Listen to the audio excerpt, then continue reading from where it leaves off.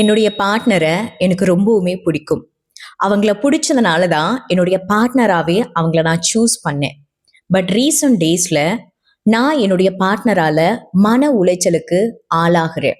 திரும்ப திரும்ப அவங்க என்னோட மனசை ரொம்பவுமே காயப்படுத்துறாங்க. ஒரு நாள் அப்படிங்கிறது அவங்க கூட சேர்ந்து கடந்து போறதே ரொம்ப காம்ப்ளிகேட்டடா இருக்கு. அவங்க கூட இருக்கும் பொழுது நான் ரொம்பவுமே அன்கம்ஃபர்டபுளா ஃபீல் பண்றேன். ரொம்ப கஷ்டமா இருக்கு. டெய்லி ஏதாவது ஒரு பிரச்சனைய நான் ஃபேஸ் பண்ணிக்கிட்டே இருக்கேன். டெய்லியும் அவங்க எனக்கு மன உளைச்சலை ஏற்படுத்துற மாதிரியான சந்தர்ப்ப சூழ்நிலைகளை உருவாக்கிக்கிட்டே இருக்காங்க. இந்த ரிலேஷன்ஷிப் இப்படிதான் இருக்கும் அப்படிங்கிறத நான் ஃபைனலா புரிஞ்சுக்கிட்டேன். ஸோ அதனால இங்கிருந்து விலகி வெளியில போலாம் அப்படின்னு சொல்லி நான் யோசிச்சேன். ஆனா எனக்கே பர்சனலா பயமா இருக்கு. இங்கிருந்து வெளியில போனா அவங்க இல்லாம என்னால வாழ முடியுமா அப்படின்னு சொல்லி ஒரு சந்தேகம் இருக்கு. ஏன்னா நான் தான் அவங்கள சூஸ் பண்ணி என் லைஃப்ல எடுத்துக்கிட்டேன். அப்படி இருக்கும்போது அவங்க இல்லாத ஒரு வாழ்க்கை என்னால வாழ முடியுமா அப்படின்னு யோசிக்கும் போதே பயமா இருக்கு.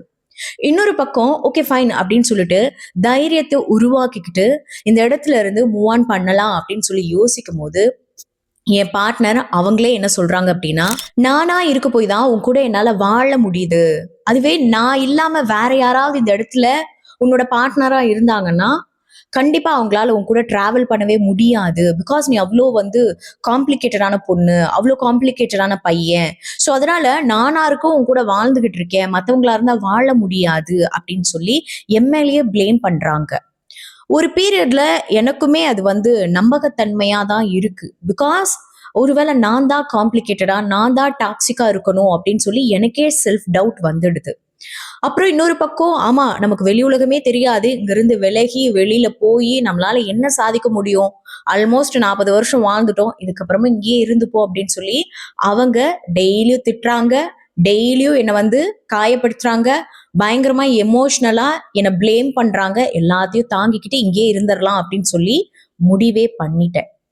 ஒண்ணு நான் இங்கிருந்து விலகி வெளியில போலாம் அப்படின்னு யோசிச்சேன்னா எனக்கே பயமா இருக்கு. என் மேலேயே எனக்கு செல்ஃப் டவுட். சரி, இனிமே நம்ம விலகி வெளியில போய் வாழ்ந்தே தான் ஆகணும் அப்படின்னு ஒரு முடிவெடுத்தா என் பார்ட்னரே நானா இருக்க போய் தான் உன் கூட வாழ முடியுது, உன்னோட வேற யாரும் வாழவே முடியாது, நீ வெளியில போயெல்லாம் உன்னால வாழவே முடியாது அப்படின்னு சொல்லி என்னுடைய நிறைய நெகட்டிவான விஷயங்கள் எல்லாத்தையும் எடுத்து ஃபைண்ட் அவுட் பண்ணி என்கிட்ட காட்டுறாங்க. ஸோ இப்படி என்னுடைய நெகட்டிவிட்டியை என்கிட்டயே ஷோ பண்ணும் பொழுது நானும் அதை பிலீவ் பண்ண ஆரம்பிச்சுடுறேன். அதற்கு பிறகு ஓகே இங்கே இருந்துடுவோம் அப்படின்னு சொல்லி நானும் இருந்துக்க நினைக்கிறேன். ஆனா அங்க இருக்கிறது தான் பிரச்சனையாவே இருக்கு. பிகாஸ் ஒரு நாளை கடந்து போறதுங்கிறது ரொம்ப கஷ்டமா இருக்கு. அவங்க பயங்கரமா வேர்ட்ஸ் அலோவ் பண்றாங்க, பயங்கரமா ட்ராஜடி கொடுக்குறாங்க. டெய்லியுமே என்னை அபியூஸ் பண்றாங்க வார்த்தைகள்னால, பிஹேவியர்னால. இதெல்லாம் தாங்கிக்கிட்டு எப்படி இருக்க போறேன் அப்படின்னு சொல்லி யோசிச்சாலே எனக்கு பயமா இருக்கு. நான் என்னதான் பண்றது? இவங்க மாறுவாங்களா, மாற மாட்டாங்களா? இவங்க கிட்ட இருந்து விலகி வெளியில போனா எனக்கு ஒரு நல்ல ஃபியூச்சர் இருக்குமா, இருக்காதா? நான் எப்படி எனக்குள்ள தைரியத்தை கொண்டு வரது? என்னால ஓன் டிசிஷன் அப்படிங்கிறது மேக் பண்ணவே முடியலையே, ஏன், எதனால அப்படின்னு சொல்லி ரீசன்ட் டேஸ்ல ஏகப்பட்ட பேர் கப்பிள் கவுன்சிலிங்ல என்கிட்ட ஜாயின் பண்ணி கேக்குறாங்க. எஸ், இந்த பர்டிகுலர் இஷ்யூல நீங்க இருக்கீங்க அப்படின்னு சொன்னா உங்களுக்கான ரொம்ப முக்கியமான பர்டிகுலர் வீடியோ பதிவு தான் இந்த பர்டிகுலர் வீடியோ பதிவு. ஸோ வீடியோக்குள்ள போறதுக்கு முன்னாடி நீங்க இன்னும் நம்மளுடைய சேனலை சப்ஸ்கிரைப் பண்ண மறந்துட்டு வீடியோஸ் பார்த்துட்டு இருக்கீங்க அப்படின்னு சொன்னா மறக்காம நம்மளுடைய சேனலை சப்ஸ்கிரைப் பண்ணி வச்சுக்கோங்க. அது மட்டும் இல்லாம நான் நிறைய பேருக்கு லா ஆஃப் அட்ராக்ஷன் ரிலேட்டடான கிளாஸஸ் எல்லாம் ப்ரொவைட் பண்ணிட்டு இருக்கேன். அதே சேம் டைம்ல ஹிப்னோ தெரப்பி ஹீலிங், அதாவது ஆழ் மன சிகிச்சை ப்ரொவைட் பண்ணிட்டு இருக்கேன். அது மட்டும் இல்லாம ரிலேஷன்ஷிப் ரிலேட்டடான கப்பிள் கவுன்சிலிங் எல்லாம் ப்ரொவைட் பண்ணிட்டு இருக்கேன் சைக்கலாஜிக்கல் ரீதியா. ஒருவேளை உங்களுக்கும் இது போன்ற கிளாஸஸ் அண்ட் கவுன்சிலிங்ல நீங்க ஜாயின் பண்ணணும் அப்படின்னு விருப்பம் இருக்கு, தோணுது, தேவைப்படுது அப்படின்னா கீழே டிஸ்பிளே ஆயிட்டு இருக்கக்கூடிய நம்மளுடைய வாட்ஸ்அப் கான்டாக்ட் நம்பருக்கு மெசேஜ் பண்ணுங்க. நம்மளுடைய கிளாஸஸ் அண்ட் கவுன்சிலிங் இது எல்லாமே பர்சனல் ஃபோன் கால்ல தான் நடக்கும். யாருக்கும் குரூப் போட்டு வச்சுட்டு ரேண்டமா ஒரு மெத்தடை கொடுத்து இதை ஃபாலோ பண்ணுங்க அப்படின்னு எல்லாம் நான் கொடுக்க மாட்டேன். ஒவ்வொருத்தவங்க கிட்டும் தனித்தனியா பேசி அவங்க என்ன மனநிலையில இருக்காங்க, அவங்களுக்கு என்ன மாதிரியான ஹீலிங் ப்ராக்டிசஸ் ப்ரொவைட் பண்ணணும் அப்படிங்கிறத நான் ஓனா முடிவு பண்ணி அவங்களுக்கு ஏத்த அவங்களுடைய எனர்ஜி, அவங்களுடைய மென்டல் ஹெல்த்துக்கு ஏத்த ப்ராக்டிசஸ் தான் ப்ரொவைட் பண்ணுவேன். ஒருவேளை உங்களுக்கும் இது போன்ற கிளாஸஸ் அண்ட் கவுன்சிலிங்ல ஜாயின் பண்ணணும்னு தோணுது, விருப்பம் இருக்குன்னா வாட்ஸ்அப்ல மெசேஜ் பண்ணுங்க. Okay fine. என்னுடைய பார்ட்னர் கூட இருக்கவும் முடியல. ஒரு நாளை கடந்து போறது ரொம்ப கஷ்டமா இருக்கு. அவங்கள விட்டு விலகி போகணும்னு நினைச்சா எனக்கு பயமா இருக்கு. அதையும் மீறி வேலைக்கு போகணும்னு நினைச்சா அவங்க என்ன பயமுறுத்துறாங்க. ஸோ அதனால இங்கேயே இப்படியே இருந்துடுறது தான் என்னோட வாழ்க்கையா அப்படின்னு கேள்வியோடு இருக்கக்கூடிய உங்க எல்லாருக்கும் புரியிற மாதிரி ஒரு குட்டி ஸ்டோரி ஒன்று சொல்றேன். நல்லா கவனமா காது கொடுத்து கேளுங்க. ஒரு நபர் ஒரு குட்டி புறாவை தன்னுடைய வீட்டுக்கு கொண்டு வராரு. அந்த குட்டி புறாவை ஒரு கூண்டுக்குள்ள அடைக்கிறாரு. அந்த குட்டி புறா கொஞ்சம் கொஞ்சம் கொஞ்சமா வளர ஆரம்பிக்குது.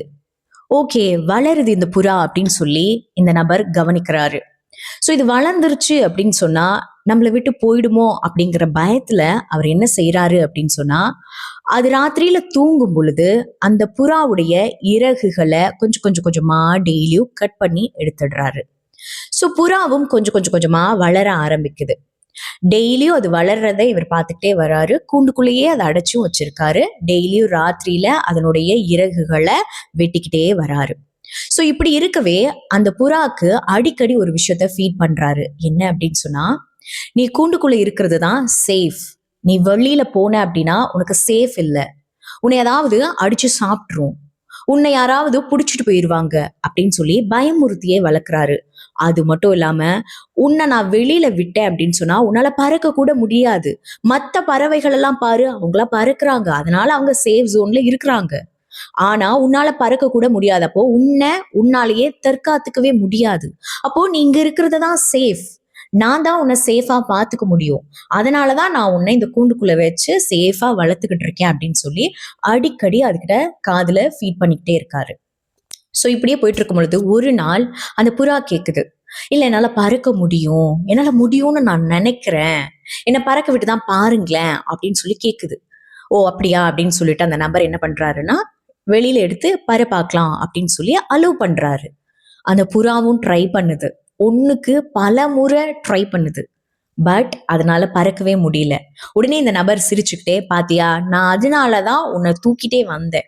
உன்னால பறக்க முடியாதுங்கிறதுனாலதான், உன்னை சேஃபா வச்சு பாத்துக்கணும் அப்படிங்கிறதுனாலதான் உன்னை நான் கொண்டு வந்து இந்த கூண்டுக்குள்ள வச்சு வளர்த்துக்கிட்டு இருக்கேன்.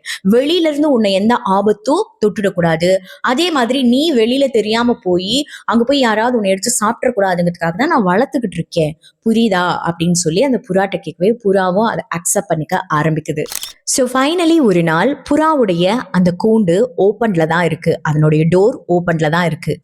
புறாவும் அதை பாக்குது. ஆனா புறாக்கு அந்த கூண்டை விட்டு வெளியில போகணும் அப்படின்னு சொல்லியும், இல்ல வெளியில போய் பறந்துதான் பார்ப்போம் அப்படின்னு சொல்லியும் தோணவே இல்லை. அது அப்படியே உள்ளேயே உட்கார்ந்துக்க ஆரம்பிச்சுடுது. முன்னாடியாச்சும் என்னால பறக்க முடியும் அப்படின்னு சொல்லி அது முயற்சி பண்ணவாவது செஞ்சுது.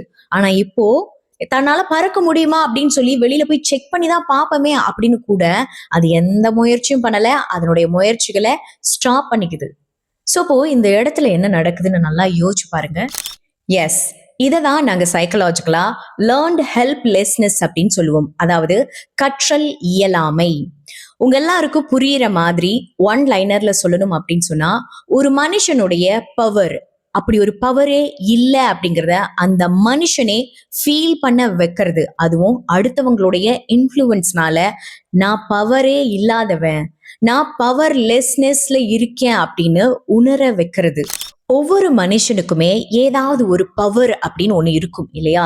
இப்ப நான் வந்து நல்லா பேசுறேன் அப்படின்னா இன்னொருத்தவங்க நல்லா பாடுவாங்க, இன்னொருத்தவங்க நல்லா ஆக்ட் பண்ணுவாங்க, இன்னொருத்தவங்க பாத்தீங்க அப்படின்னு சொன்னா மக்களை சிரிக்க வைப்பாங்க. இந்த மாதிரி ஒவ்வொருத்தவங்க கிட்டயுமே ஏதாவது ஒரு திறமை இருக்கும். அந்த திறமை தான் ஒவ்வொரு மனுஷனுக்கும் பவர் அப்படின்னு சொல்லுவோம் இல்லையா? சோ அப்போ என்கிட்ட எந்த திறமையுமே இல்லை அப்படின்னு நான் ஃபீல் பண்ணும் பொழுது நான் பவர்லெஸ்னஸ் அப்படின்னு ஃபீல் பண்ண ஆரம்பிப்பேன். என்கிட்ட எந்த பவருமே இல்லை, என்கிட்ட எந்த தனி திறமைகளுமே இல்லை, நான் ஒரு ஜீரோ அப்படின்னு ஃபீல் பண்ண ஆரம்பிப்பேன். அப்படிங்கறத தாண்டி இதை ஆரம்பிக்க மற்றவங்களுடைய இன்ஃப்ளூயன்ஸ் தான் அதிகமாவே ஆட்கொள்ளும். அதாவது என்னுடைய பார்ட்னருக்கு ஒருவேளை பவர் இருக்குன்னு அவங்க ஃபீல் பண்ணிட்டாங்க அப்படின்னு சொன்னா அவங்க இண்டிபெண்டா ஒண்ணு நம்மளை விட்டு போயிடுவாங்க, இல்லை அப்படின்னு சொன்னா நம்ம கூடவே இருந்துகிட்டு நான் உனக்கு மேலதான் அல்லது உனக்கு ஈக்குவல் தான் அப்படின்னு சொல்லி ரியாக்ட் பண்ணுவாங்க. அப்படிங்கிற ஒரே காரணத்தினால நீ பவர் இல்லாதவன், உனக்கு பவர் வரக்கூடாது, உனக்கு பவர் வந்துருச்சு அப்படின்னு அப்படின்னா என்னை விட்டுட்டு போயிடுவ, இல்ல அப்படின்னா எனக்கு நிகரா நீ உட்காருவ அல்லது எனக்கு மேல ஏறி உட்காருவ.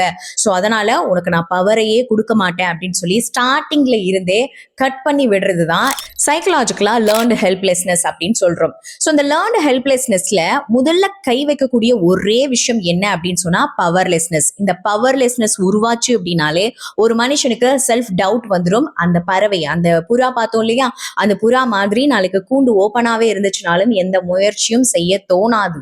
தான் வாழ்றது எதுக்கு? அடி வாங்குறதுக்கும், திட்டு வாங்குறதுக்கும், அழுவுறதுக்கும், கெஞ்சுறதுக்கும் தானே அப்படின்னு சொல்லி தான் பவுண்டரியை தானே சுருக்கிப்பாங்க. மேற்கொண்டுலாம் முயற்சி பண்றதுக்கு தோணவே தோணாது. சரி, ஓகே. இந்த பாயிண்ட்ல தான் நிறைய பேருக்கு, என் கவுன்சிலிங்லயே நிறைய பேருக்கு ஒரு வேலிடான சந்தேகம் ஒண்ணு உருவாகும். என்ன அப்படின்னா, அவங்க இப்படி பண்றதுனால அவங்களுக்கு என்ன பெனிஃபிட்? அவங்க கூடவே இருக்கணும்னு தானே ஆசைப்படுறாங்க. அவங்க கூடவே இருக்கிறதுனால என்ன தப்பு? பார்ட்னர்னா அவங்க கூடவே தானே இருக்கணும். அதுக்கு தானே அவங்க இந்த முயற்சி எல்லாம் செய்யறாங்க அப்படின்னு சொல்லி உங்களுக்கு தோணும். அங்கதான் ஒரு ட்விஸ்ட் இருக்கு. நீங்க அவங்க கூட இருக்கிறதுனால எந்த தப்பும் இல்ல. என் கூடவே அவங்க இருக்கணும்னு அவங்க ஆசைப்படுறதுனாலயும் எந்த தப்புமே இல்ல. ஆனா தப்பு எங்க இருக்கு அப்படின்னு சொன்னா, உங்களை கூடவே வச்சுக்கிட்டு, ஓகேங்களா, அந்த இறகு இருந்தும் பறக்க முடியாத ஒரு பறவை மாதிரி உங்களை கூடவே வச்சுக்கிட்டு உங்களோட இயலாமையை அடிக்கடி சொல்லி காட்டுறதும், தனக்கு கோவம் வரும்போது உங்களை திட்டுறதுனால அவங்களுக்கு சாட்டிஸ்ஃபை ஆகிறதும், உங்களுக்கு எதுவுமே வராது, நீ ஒரு தற்குறி அப்படின்னு சொல்லி அடிக்கடி உங்களை வார்த்தைகள் எல்லாம் அலோ பண்ணி காயப்படுத்துறதுனாலும் அங்க நீங்க நிம்மதியா இருக்க முடியுமா அப்படின்னு சொல்லி நல்லா யோசிச்சு பாருங்க. ஸோ ஃபைனலி இங்கதான் ட்ரபிள் உருவாகுது. ரிலேஷன்ஷிப் இங்கதான் டேமேஜ் ஆகக்கூடிய பீரியடே ஸ்டார்ட் ஆகும். அவங்க என்னை மதிக்க மாட்டாங்க, அவங்க உனக்கு ஒன்றும் தெரியாதுன்னு சொல்றாங்க, வெளியில போனா பிரச்சனை, நான் தான் உன்னை நல்லா பாத்துக்கிட்டு இருக்கேன் அப்படின்னு சொல்றாங்க. சரி, நல்லா பாத்துக்கிட்டேன்னு சொல்றாங்க இல்லையா, என்ன நல்லா பாத்துக்கிறாங்க அப்படின்னு சொல்லி பார்த்தா திட்டுறாங்க, காயப்படுத்துறாங்க, டைமுக்கு வீட்டுக்கு வர மாட்டாங்க. ஏன் வரலன்னு கேட்டா, உனக்கெல்லாம் வெளி உலகத்துக்கு போய் பார்த்தாதானே தெரியும் வெளியில எவ்வளவு கஷ்டம் இருக்குன்னு, வீட்டுல தானே உட்காந்துருக்க, உனக்கு என்ன தெரிய போகுதுன்னு சொல்றாங்க. சோ நான் என்னமோ வெளியிலேயே போகாம உள்ளேயே இருந்துக்கணும்னு ஆசைப்படுற மாதிரி என் மேல பிளேம் பண்றாங்க. அப்ப எனக்கு ஒண்ணுமே வராது, தெரியாது, என்னால ஒண்ணுமே பண்ண முடியாதுன்னு சொல்ல வராங்களா அப்படின்னு தான் பிரச்சனையே ஸ்டார்ட் ஆகுது. கரெக்டா? சோ அதனால ஒருத்தவங்க கூட வச்சுக்கணும்னு ஆசைப்படுறது தப்பில்லை. ஆனா பார்ட்னருடைய இறகுகளை உடைச்சு அவங்களுக்கு இயலாமையை உருவாக்கி தான் ஒரு பவர்லெஸ்னஸ் அப்படின்னு ஃபீல் பண்ண வச்சு, தான் இவங்க கூட இருந்தாதான் சேஃபா இருக்க முடியும் அப்படிங்கறத ஃபீல் பண்ண வச்சு கூடவே வச்சுக்கிட்டு அவங்கள துன்புறுத்துறது ஒரு விதமான சாடிஸ்டிக், எமோஷனல் சாடிஸ்டிக் பிஹேவியர்ல ஒண்ணு. சோ அதனாலதான் இது பிரச்சனைக்குரிய விஷயமா நான் சொல்றேன். சோ இது போல உங்க பார்ட்னர் அடிக்கடி ரிப்பீட்டடா மன அளவுல ஹர்ட் பண்ணிட்டே வராங்க அப்படின்னு சொன்னா, அது வெறுமனே மன உபாதைகளை மட்டும் தரப்போறது இல்ல, அது மூமெண்ட் ஆகி உடல் உபாதைகளையும் தரதுக்கு காத்துட்டு இருக்கும். இததான் சைக்கோசோமேட்டிக் இஷ்யூஸ் அப்படின்னு சொல்லுவாங்க.